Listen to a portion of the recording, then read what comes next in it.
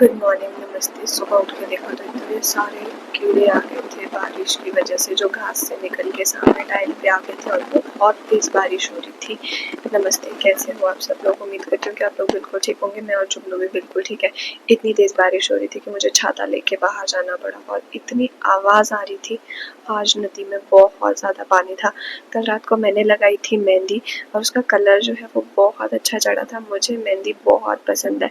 फटाफट से किचन में आई, चाय नाश्ता बनाया, घर वालों को चाय दूध दिया और मैंने सोचा कि इस ट्रे से मेरा सिर भी बच जाएगा, क्योंकि छाता मैं लेके नहीं आई थी। लेकिन नहीं, मैं भीग गई थी। तो जुगनू का मन भी था कि मेरे लिए भी कुछ लेके आओ, तो उसके लिए लेके गई थी 2, जो कि उसने नहीं पिया। फिर फटाफट से हो गई थी रेडी ड्यूटी जाने के लिए। और जब भी मौसम ख़राब होता है ना, तो सबसे पहले जो है वो लाइट चली जाती है। तो मैंने सोचा कि लाइट जाने से पहले पहले अपनी यूनिफॉर्म में प्रेस कर लेती हूँ, क्योंकि अगर लाइट चलेगी तो बिना प्रेस करी हुई यूनिफॉर्म बहुत ही बेकार लगेगी।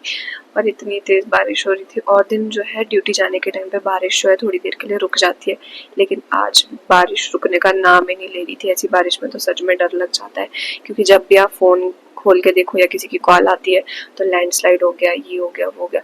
आधे रास्ते में पहुंचा तो हमारी बस खराब हो गई थी यार। इसको भी आज ही खराब होना था, बस वालों ने बस से बाहर उतार दिया और इतने ज़्यादा भीग के बुरी हालत हो गई थी हमारी। और फिर मुझे गाड़ी मिल गई थी, शुक्र करो। और जुलाई के महीने में हम हीटर चला के बैठे हैं, क्योंकि पूरी यूनिफॉर्म गिल्ली हो गई थी। मुझे मेहंदी की खुशबू बहुत अच्छी लगती है। लंच लेके नहीं आए थे, फिर गए बाहर, किया लंच, पिया जूस और चल पड़े घर की ओर। और शाम को शुक्र करो बस ठीक हो गई थी और टाइम से आ भी गई थी।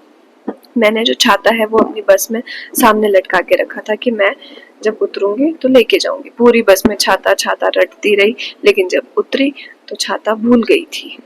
फिर फटाफट से कंडक्टर अंकल को फ़ोन किया कि मेरा छाता बस में रह गया है, आप प्लीज़ उसे संभाल के रख देना। तो उन्होंने जो है संभाल के रख दिया था। इतनी ज़्यादा बारिश हुई थी कि पैरों की हालत तो ख़राब हो जाती है, सुबह भी शाम भी। इसीलिए मैं शूज़ नहीं पहन के जाती, क्योंकि पूरा दिन जो है वो पैर गीले रहेंगे। घर पहुँचे तो जुगनू सबसे पहले लग गया था ढूंढने की मम्मा कुछ लेके आए होंगे। फिर क्या थोड़ा सा रेस्ट। जब रूम में पहुँचे तो देखा रूम की हालत जुगनू ने दिन भर बहुत ख़राब करके रखे थे। पूरा सुबह सफाई करके गई थी और ये आ गया था मेहंदी उठा के कि मम्मा चलो आपको मैं मेहंदी लगाता हूँ आज, क्योंकि इसने देखा था कि शाम को भी मैं मेहंदी लगा रही थी, तो कुछ तो नई एक्टिविटी से मिल गई थी करने के लिए। उसके बाद मैंने फटाफट से नेल कटर उठाया, क्योंकि कल संडे था, कल मैं इसके नेल कट नहीं कर पाई थी, मुझे टाइम ही नहीं लगा था। तो आज मैं कट कर देती हूँ, क्योंकि कल ट्यूसडे होगा, फिर मैं नहीं कर पाऊंगी। और ये इजीली काटने भी देता है, पर कई बार जो है बहुत हिलता है, तो बहुत ध्यान से काटना पड़ता है। उसके बाद मुझे पापा ने बताया, मैंने इसके कुछ टॉयज देखे थे जो कि टूट गए थे, मैंने बहुत छुपा के रखे थे कि कभी कोई आए तो उसको दे दे, या फिर कभी ये जाता है तो अलग से इसको मिल जाते हैं खेलने के लिए, कुछ नया दिखता है। लेकिन पापा ने मुझे बताया कि भाई एक बार ऊपर रूम में जाके देख, रूम की हालत क्या है। और मैं ऊपर गई तो मैं इतना थक गई थी, मेरी हालत नहीं थी अब कुछ काम करने की। इसने सारे के सारे, ये दिन में शायद ऊपर आया होगा पियानो बजाने के लिए, सारे के सारे टॉयज निकाल के रखे थे। उसके बाद मैंने की रात की तैयारी, डिनर वगैरह करके फ्री हुई, किचन की करी सफाई। आज बारिश हो रही थी तो जुगनू ने इवनिंग वॉक नहीं की थी, तो इसलिए ये किचन में ही इवनिंग वॉक करने लग गया था, वो भी डिनर के बाद।